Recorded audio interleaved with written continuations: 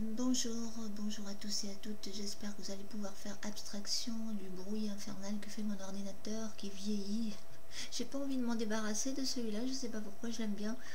J'en ai un nouveau là, mais je trouve que avec Audacy au niveau de la voix, ça rend pas bien, donc j'utilise encore ce vieux Vista, mais c'est vrai qu'il fait un boucan pas possible.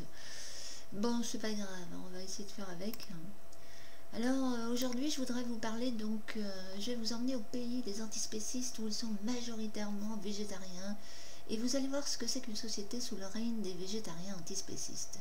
Je précise tout de suite que je suis d'accord avec les végétariens, hein, vous le savez maintenant, végétariens et végétaliens, sur la question. D'ailleurs, on peut tous être d'accord avec eux, hein, tous ceux qui s'intéressent à la santé, à l'hygiène de vie mentale, à l'éveil de la conscience, à la spiritualité. On sera d'accord avec eux sur la question des élevages intensifs et je ne vais pas revenir là-dessus. Voilà, vous connaissez ma position et ma solution, c'est le boycott tout simplement. Voilà, et quand il n'y a pas de demande, eh ben, il n'y a pas d'offre. Alors, je suppose que vous connaissez la définition de l'antispécisme. Hein. En gros, un antispéciste, c'est celui qui veut ériger l'animal au rang de l'homme, en disant que c'est un être sensible, intelligent, ça je veux bien encore concéder, et que par conséquent, ce n'est pas éthique et pas moral de le tuer pour s'en nourrir. Et ils sont contre l'exploitation de l'animal. Moi, je suis d'accord qu'il ne faut pas torturer les animaux, les faire souffrir inutilement. On est bien d'accord là-dessus. Hein. Mais après, non, je ne suis pas antispéciste et je vais vous dire pourquoi. Donc, ils sont contre l'exploitation de l'animal sous toutes ses formes. Je pourrais être encore d'accord avec eux pour ce qui est de la corrida, de la vivisection abusive, les zoos, les cirques, enfin tout ça, quoi. Mais c'est vrai que là aussi il y a beaucoup de maltraitance, hein, voilà, il faudrait qu'il y ait... Bref. Mais là, où ils vont trop loin, je dirais que c'est quand ils prétendent que même l'élevage des animaux en liberté, la vache, bovins, ovins et compagnie, en liberté dans les pâturages, ce serait pas éthique, pas moral non plus. Ils sont contre la chasse aussi, bref, contre la régulation des animaux par l'homme, si j'ai bien compris. Hein, et je me demande ce que ça... Et vous allez voir ce que ça va faire, une société... je vais vous montrer ce que c'est qu'une société où c'est comme ça. Alors...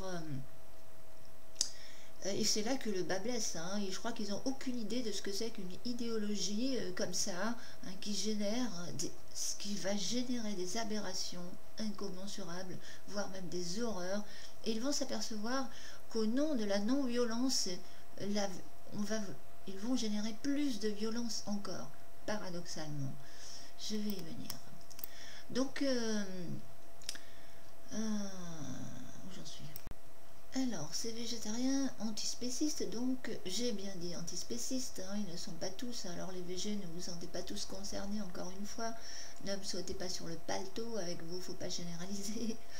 Je parle ici des antispécistes moralisateurs et prosélytes du net, du genre Gary Yourofsky, Thierry Casanovas, Émeric Caron, Laura Marie, pour ne citer que les plus célèbres du net, hein, qui vont jusqu'à culpabiliser implicitement ou directement ceux qui, comme moi, hein, mangent encore un peu de viande d'animaux sains, d'élevage en liberté, en prétendant qu'il est pratiquement impossible d'atteindre l'éveil de la conscience si on ne devient pas végétarien, voire même frugivore à 100%, hein, d'après ce que j'ai cru comprendre. Ils vont même jusqu'à nous traiter de sous-hommes, sous-évolués. Oui, j'ai vu ça dans les commentaires, ce qui est bien sûr une absurdité. Hein. Puis là encore, ils se mettent sur un piédestal. Moi, je connais plein de gens hein, sur le chemin de l'éveil qui s'intéressent depuis des lustres à la spiritualité, à l'éveil de la conscience, et des gens qui sont bien plus conscients et évolués que certains végétariens qui s'expriment sur le net. Ça, je peux vous garantir. L'éveil de la conscience n'a strictement rien à voir avec la consommation de viande, mais alors rien du tout. Je vais donc vous montrer ce que c'est qu'une société antispéciste, où les végétariens antispécistes règnent. Figurez-vous que j'ai entendu récemment Émeric Caron, célèbre végétarien antispéciste, se référer à l'Inde pour justifier sa position. Hein, en Inde, disait-il, il y a la vache sacrée, les animaux sont protégés, sont respectés, etc. Ah là là. Quand j'ai entendu ça, mon sang n'a fait qu'un tour. Je ne peux pas le laisser dire ça.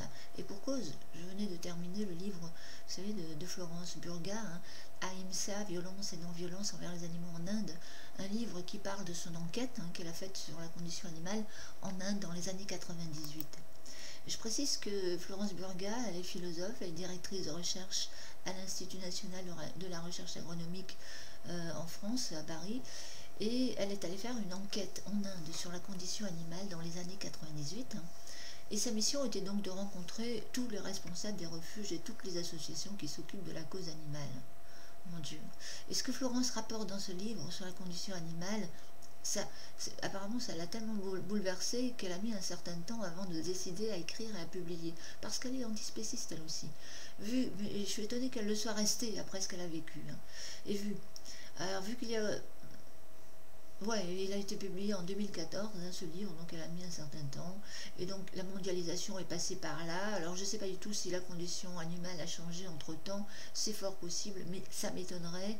Parce que quand même, les hindouistes sont toujours avec leurs croyances primitives, archaïques, la croyance de la réincarnation punitive, le mauvais karma, la métempsychose, voilà, qui génère ce genre d'aberration. Et ces croyances-là n'ont pas changé. Voilà, les hindous croient que l'âme d'un homme peut passer dans une vie ultérieure, dans un animal inférieur, ou une sale bestiole, et ce sera la punition divine, etc. Enfin, voilà, c'est aberrant. Alors, et ces croyances qui sont aujourd'hui importées avec le nouvel âge en France. Alors, je vous dis, danger, danger. Vous allez voir qu'il y a un danger. Alors, elle dit que la vache sacrée, c'est un mythe. C'est tout simplement un mythe. Ouais. Alors, la vache sacrée, c'est un mythe. Où est-ce que je perds le fil là. Et la maltraitance animale, il paraît qu'elle est 100 fois pire qu'en Occident. Alors j'ai lu ce bouquin, je vous garantis que j'ai chialé, Ah oui, et je vous assure que les scènes qu'elle raconte dans ce livre sont insoutenables.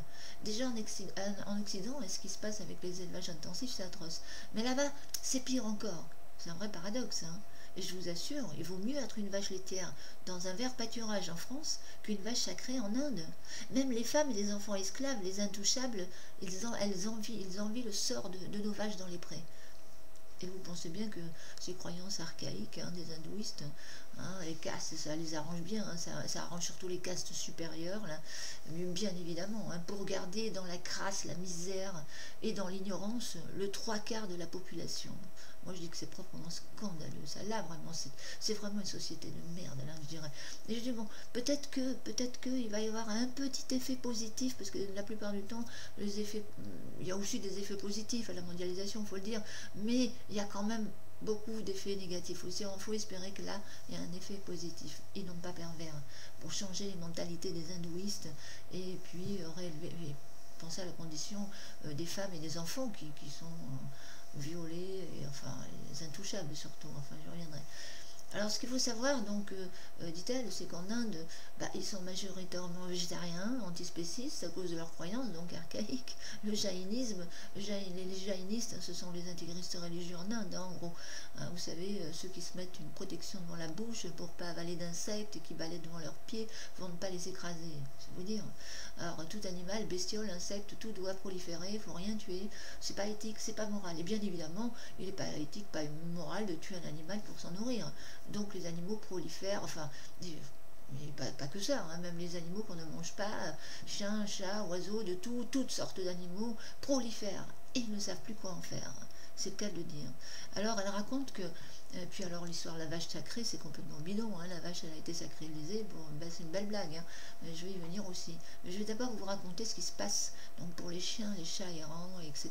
Donc comme ils sont en surpopulation, dans un premier temps, ils ont quand même électrocuté, parce qu'ils ne pouvaient pas faire autrement, 200 chiens chats par jour qui étaient électrocutés, et là-dessus les jaïns ont manifesté dans la rue et ont des miettes, et du coup ils les stérilisent, mais il y a encore surpopulation d'animaux errants, etc.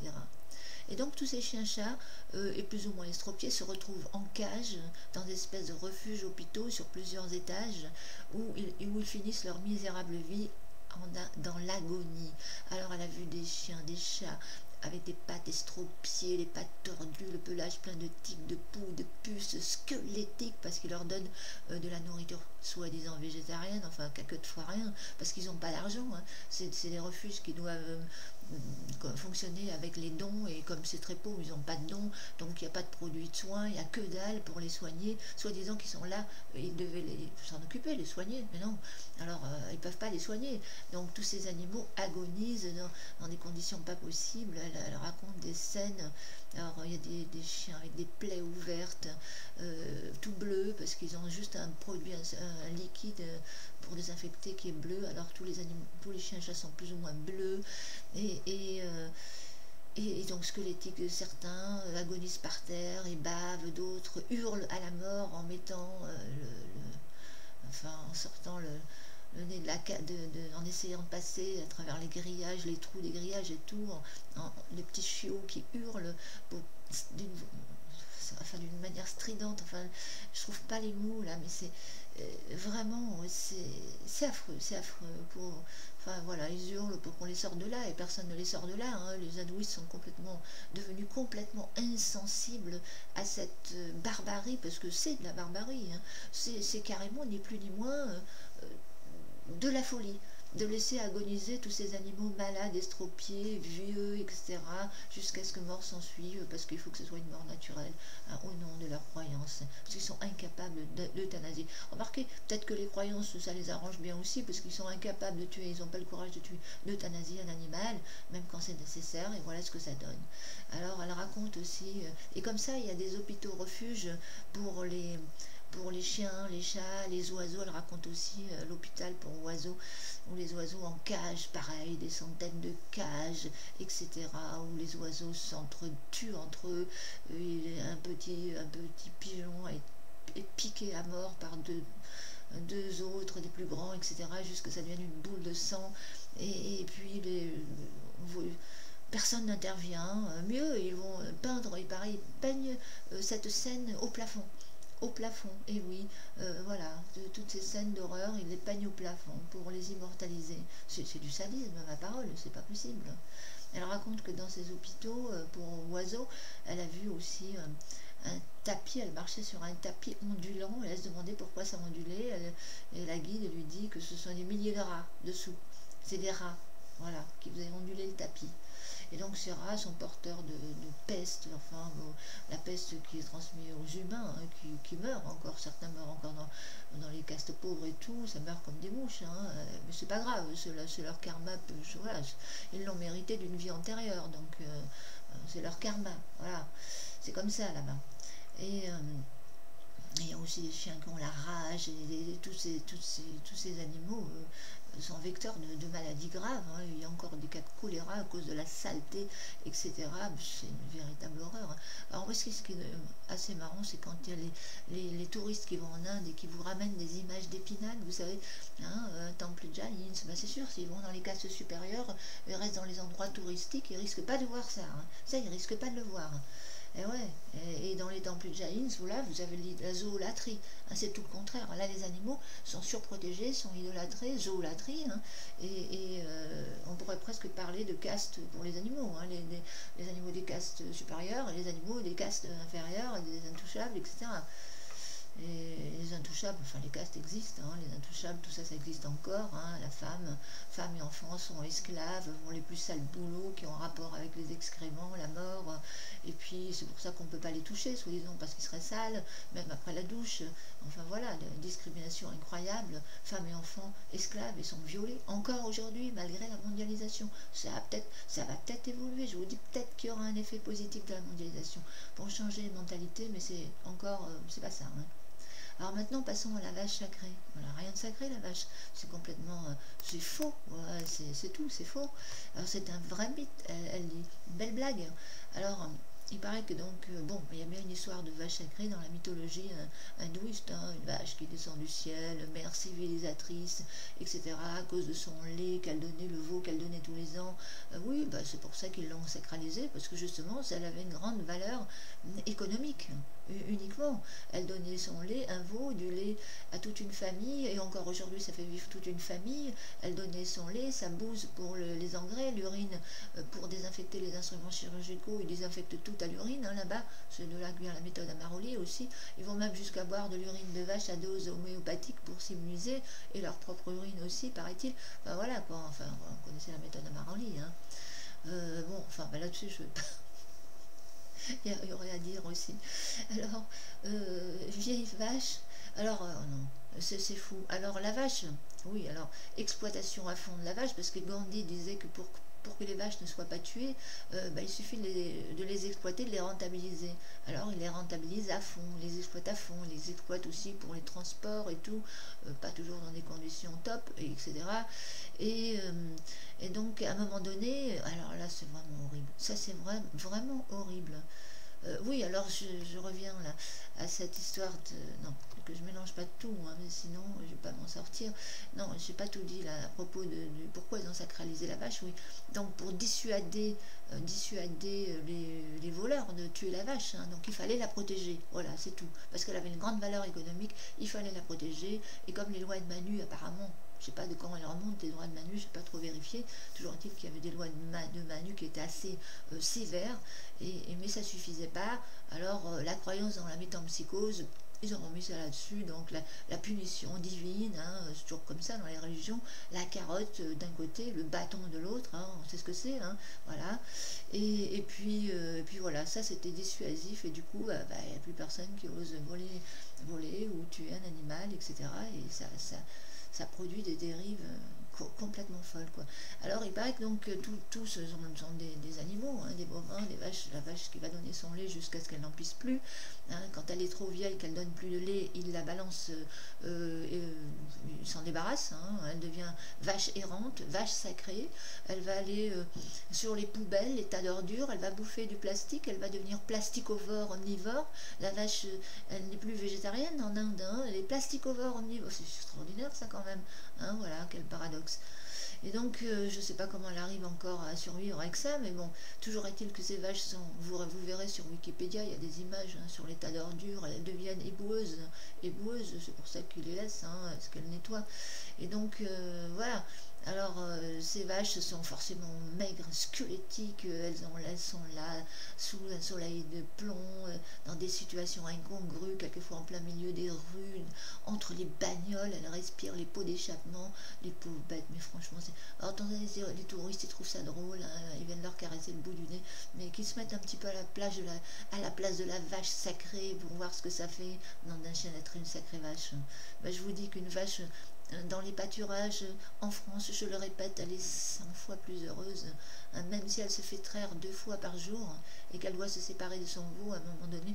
Mais dans les petits pays, chez les petits paysans, ça se passe vite et s'habitue très vite. Vous savez, moi je suis une fille, j'ai connu le monde paysan quand j'étais gamine et une partie de ma jeunesse, donc je sais comment ça se passe là-bas et je sais que les animaux ne sont pas malheureux dans les champs, hein, voilà. Je vous dis, une vache dans une prairie, elle est peut-être même plus heureuse qu'une femme esclave et une femme et un enfant esclaves en Inde, et les animaux en Inde, oui. Alors, alors, ouais, je vais vous dire un autre truc. Alors, tout est choquant dans ce livre. Je vous dis, j'ai chialé ça, c'est horrible. Alors, les paysans, quand ils veulent se débarrasser de la vache pour qu'elle crève plus vite, vous savez ce qu'ils font? Il y en a qui plantent un piquet au bord de la route, ils l'attachent à un piquet, comme ça elle a plus à manger et à boire du tout, et la vache elle est obligée de crever là, la gueule ouverte sous le soleil. Une fois qu'elle est à terre, ils viennent lui balancer du poivre dans les naseaux et dans les yeux pour qu'elle se relève encore vite dans un dernier réflexe et qu'elle puisse monter dans un camion pourri, entassé avec d'autres, où elle va faire des kilomètres, des centaines de kilomètres pour rejoindre quoi? Devinez quoi? Un abattoir musulman, où elles vont se faire égorger les unes derrière les autres dans l'abattoir musulman, sans étourdissement bien évidemment. C'est proprement scandaleux. Ça devrait même pas être... Ici en France, ça devrait être interdit, je vous assure. C'est affreux tout ça, c'est affreux. Voilà. Alors... voilà comment ça se passe avec la vache sacrée, hein. Oh là là, super, hein, la vache. Je sais pas où est-ce qu'il va, hein, Émeric Caron, il devrait peut-être retourner en Inde, constater tout ça et emmener tous les végétariens français là-bas et faire quelque chose là, il serait vraiment utile, hein. Changer les mentalités des hindouistes, hein. Je sais pas s'ils vont y arriver, hein, parce qu'ils veulent ramener l'idéologie antispéciste en France avec le nouvel âge et toutes les gamines du nouvel âge, j'en parlerai plus loin. Non mais c'est dingue ça. Alors donc ensuite ils font tuer cette pauvre bestiole, cette pauvre vache dont ils récupèrent la peau, hein, le cuir, hein, pour faire les accessoires, chaussures, sacs, etc., etc. Voilà.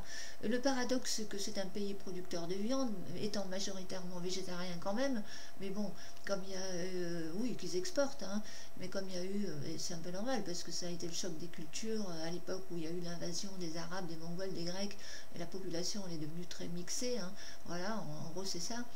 Et donc,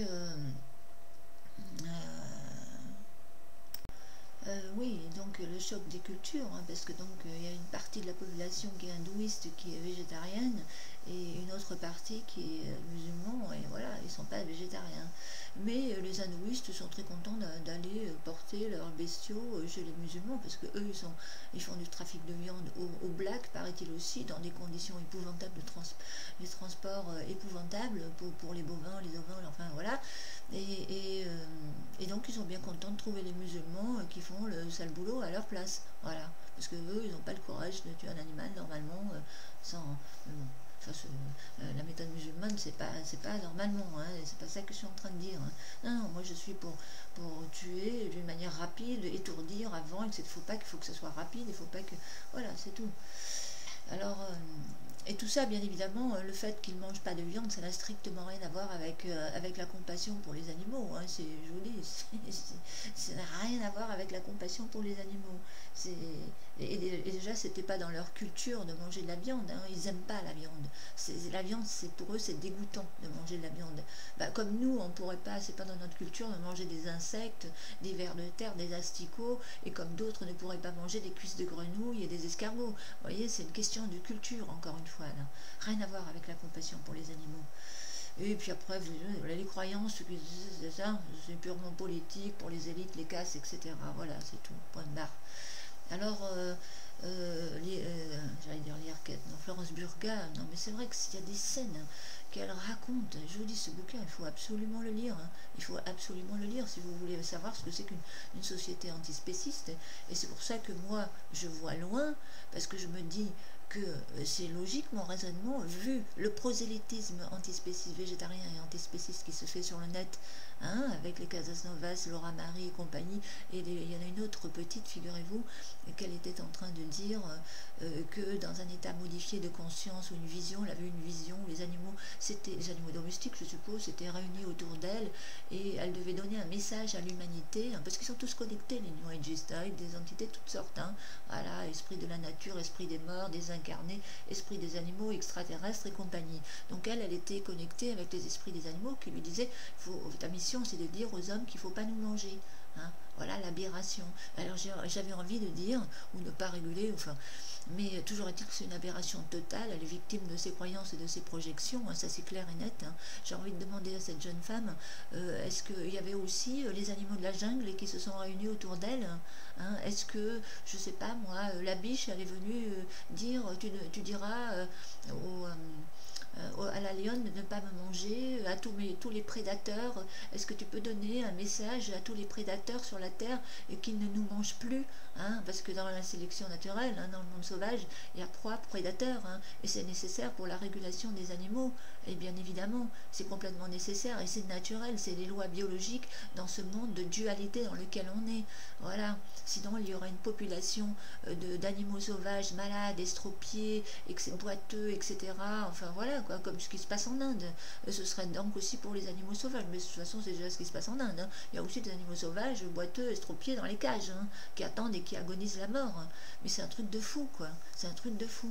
Alors il faudrait que je pose cette question, faudrait lui poser la question, hein, quand je vois tous les New Ageistes et leurs commentaires sur les vidéos de Laura Marie et autres, qui n'ont aucun esprit critique et qui sont là avec les manastés, merci du partage, oh mon Dieu c'est beau l'amour, l'amour inconditionnel, etc. pour les animaux, mais oui, etc.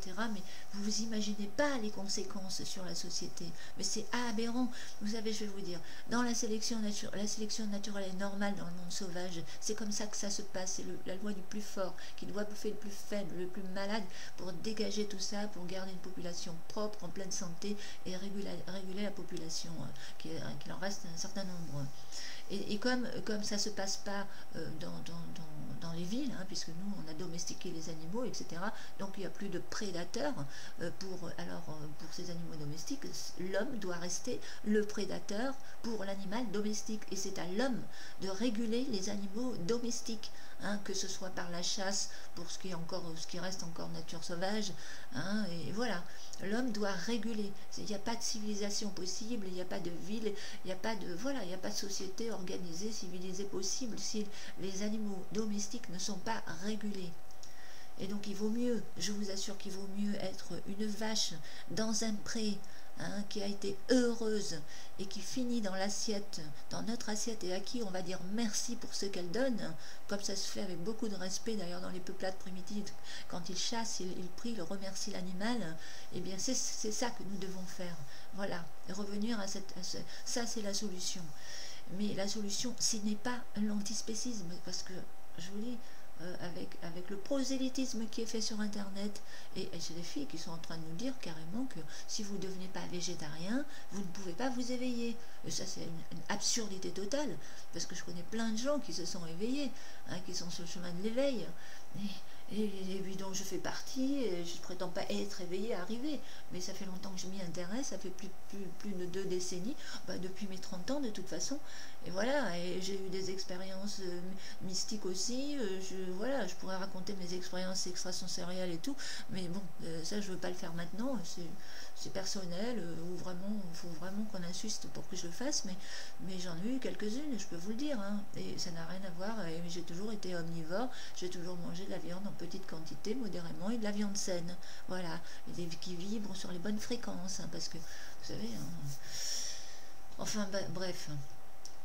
Donc on voit où mène une société antispéciste, et où ça peut, si on ne contre pas tous ces végétaliens, sont surtout les végétaliens frugivores, hein, très intégristes, hein, sur internet, hein, qui sont très virulents au niveau du prosélytisme, si on ne les contre pas, je peux vous garantir que dans plusieurs générations, ça peut aller vite, hein, vous savez, parce qu'ils conditionnent un maximum, hein.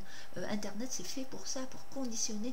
Alors ils appellent ça le changement de conscience, eh oui, alors là, mais c'est ni plus ni moins un nouveau conditionnement psychologique pour les jeunes générations, pour qu'ils deviennent tous végétariens, antispécistes, et pour amener à ce qu'ils appellent, vous avez compris, c'est un nouveau paradigme, enfin peu importe le nom qu'on donne, nouveau paradigme, nouveau monde nouveau, un nouvel ordre mondial, c'est la même chose, voilà, tout ça avec une religion unique, bien sûr, le nouvel âge, le bric-à-brac de toutes les croyances, et surtout de l'hindouisme, du gnosticisme, hein, parce que voilà, tous connectés à les êtres spirituels, machin, et que c'est l'amour incompatible.